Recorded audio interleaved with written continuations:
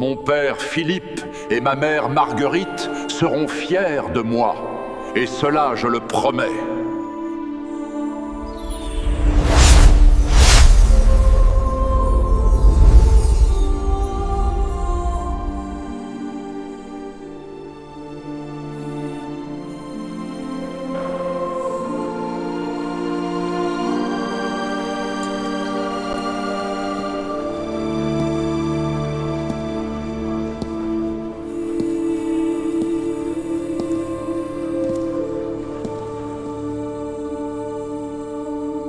Jean sans peur, le duc qui défia les rois.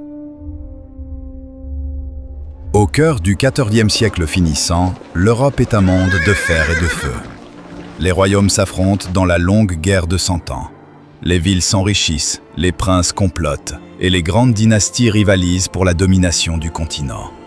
C'est dans cette époque troublée que naît un enfant destiné à marquer l'histoire.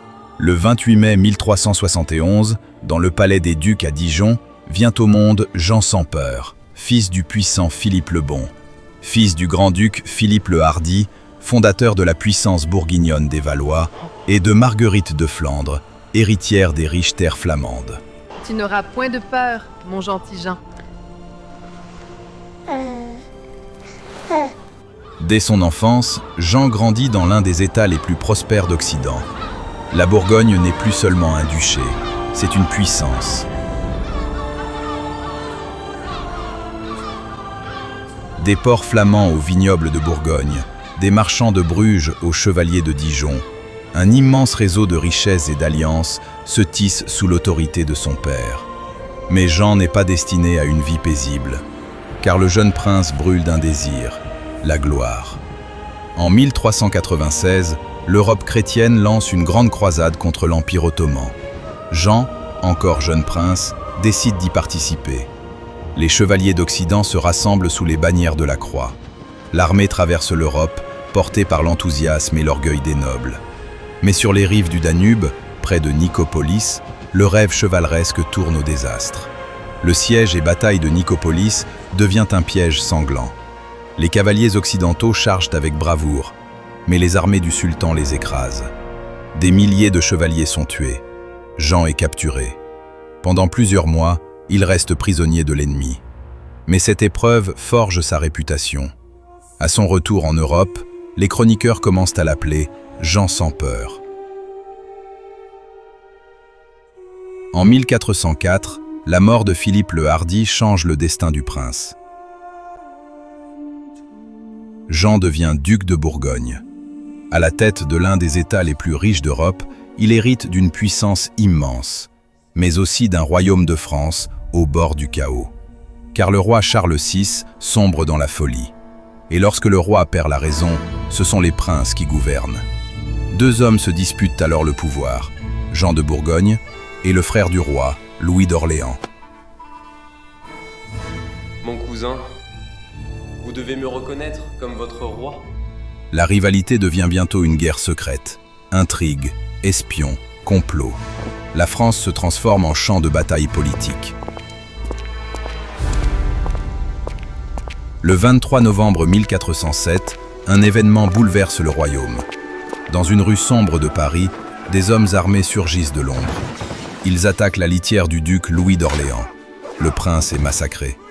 Très vite, le responsable apparaît. Jean de Bourgogne. Le duc ne nie pas, au contraire.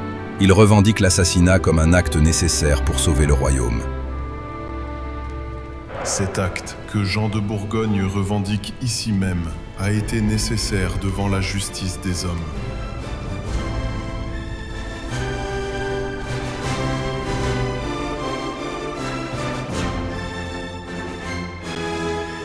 La France bascule alors dans une guerre civile. Deux camps s'opposent.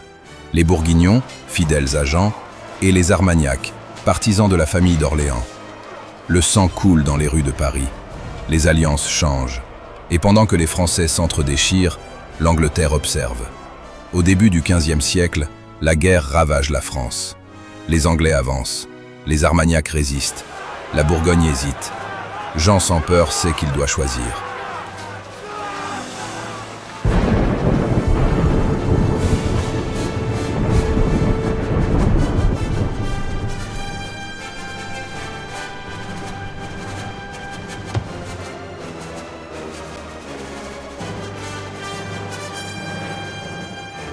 En 1419, une rencontre est organisée avec le dauphin de France, le futur Charles VII.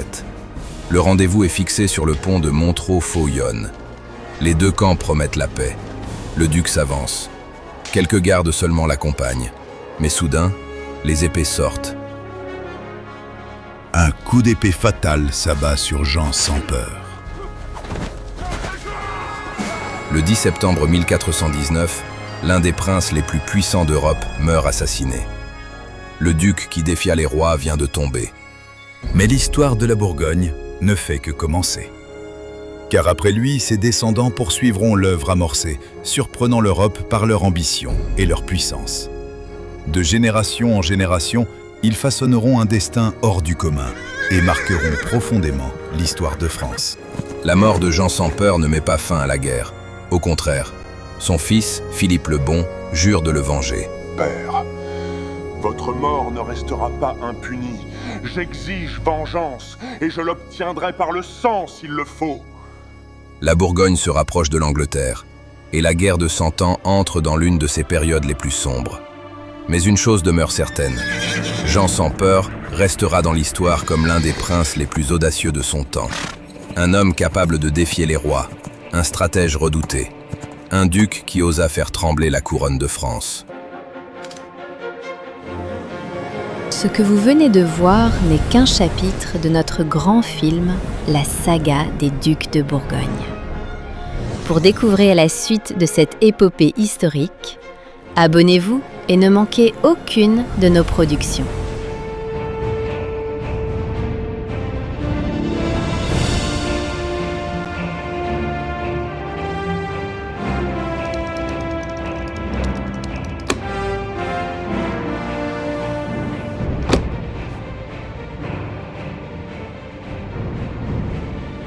Jean sans peur, le duc qui défia les rois.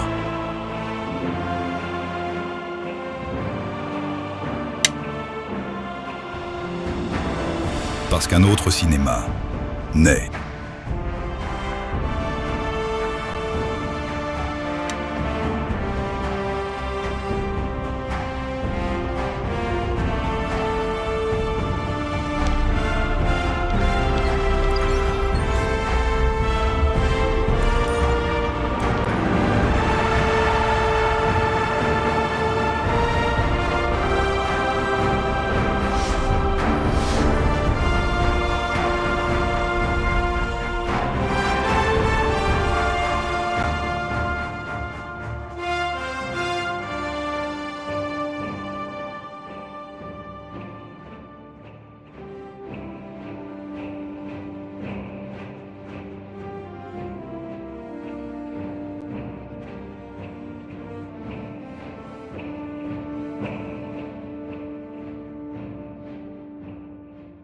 The Time Machine.